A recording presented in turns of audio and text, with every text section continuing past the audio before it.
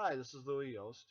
I'm still running for president in 2020, and I want to touch base on a few things today. Normally, I have a speech that I write, and I sit there and I read it, and you can tell. I know you can tell. I'm not hiding anything. But this time, I'm going to shoot straight from the hip. And the reason is I just want to touch up base on so much that it's just easier for me to just do it from my own head as I went. First thing I want to talk about is the Democrat and Republican candidates, Hillary Clinton and Donald Trump. Hillary Clinton, if anybody votes for her, they're not up on the issues. It's that easy to understand. They're not up on the issues. I can't believe there's one person out there who wants to vote for somebody who has a bigger body count than most inmates who are in prison for murder.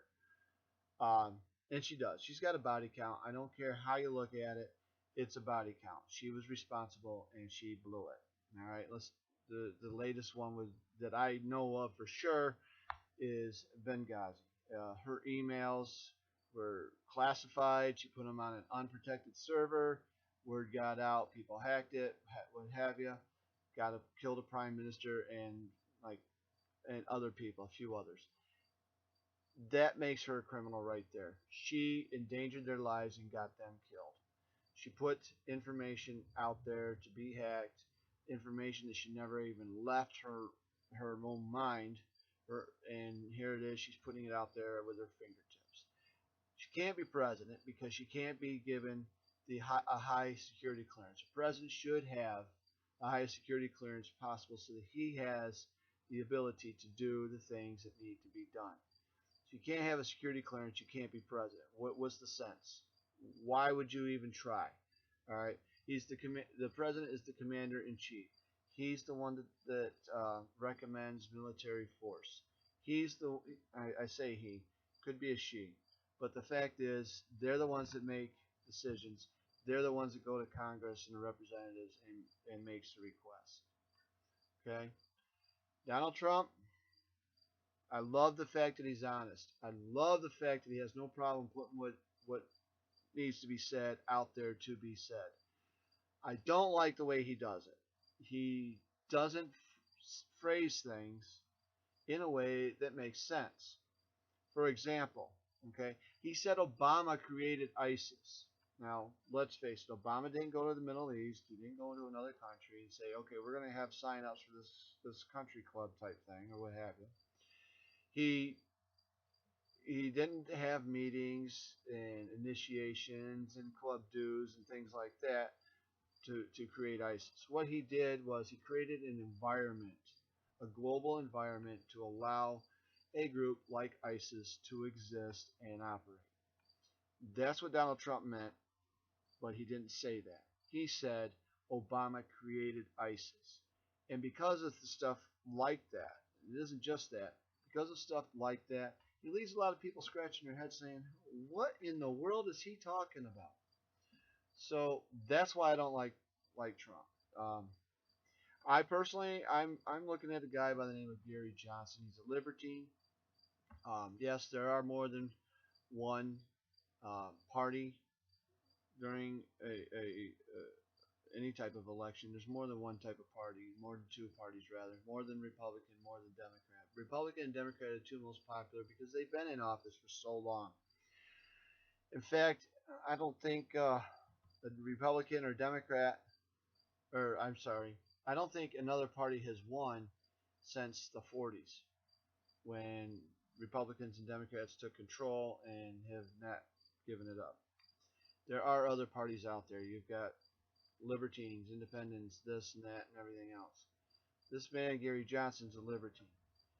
I don't know a whole lot about him at this point. I'm working on researching him. I'm working on trying to find out what he stands for, how he feels about things, so on and so forth. I also want to know what his platform is, what he wants to do, what he wants to fix, what he wants to change.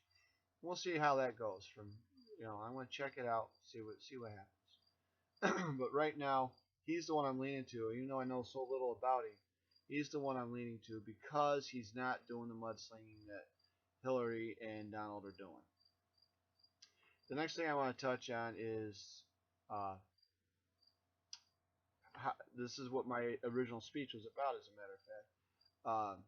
How to get your representatives to listen to you. Representatives listen to those who get them elected. If the majority of the people want them in office, they're going to elect them. If you don't want them in office, then you're going to vote against them. And this is an understanding that they have. This is why they work for you when they first take office. They promise to work for you when they're running for election.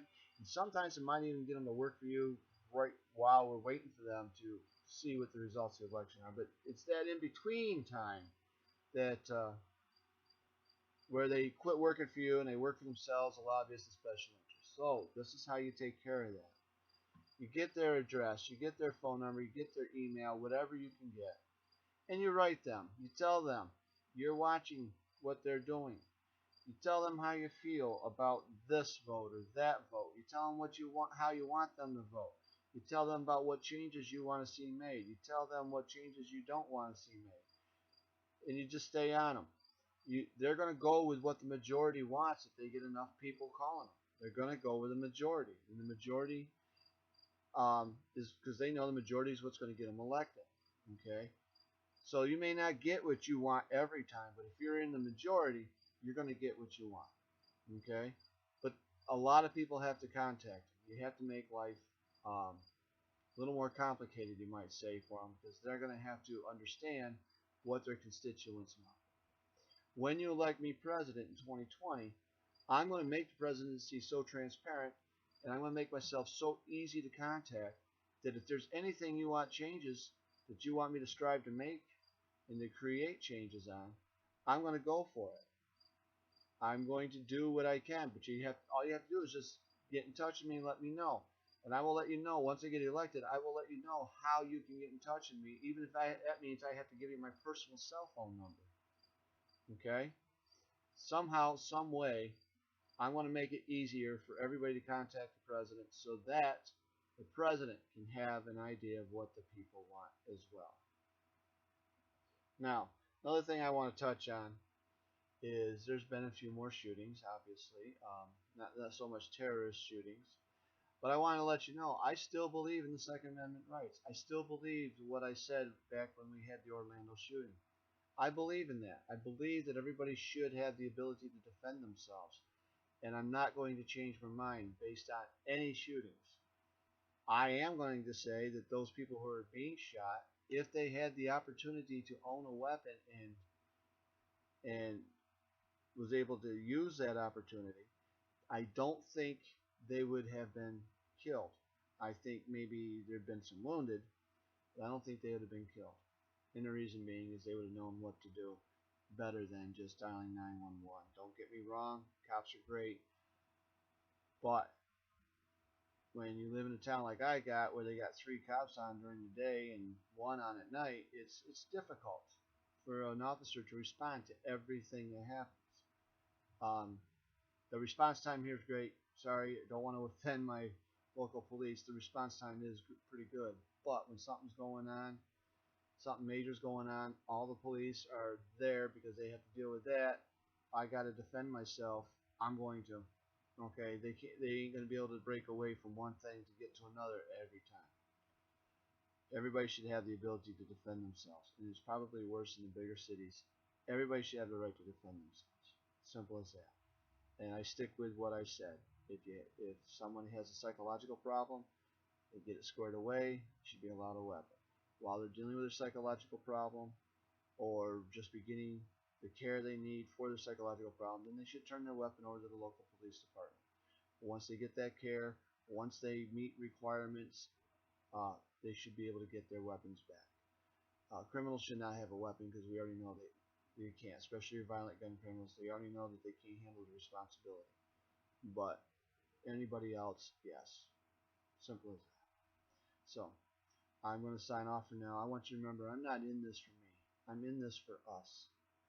And I will see you next month. Have a good day. This is my fight song. Take back my life.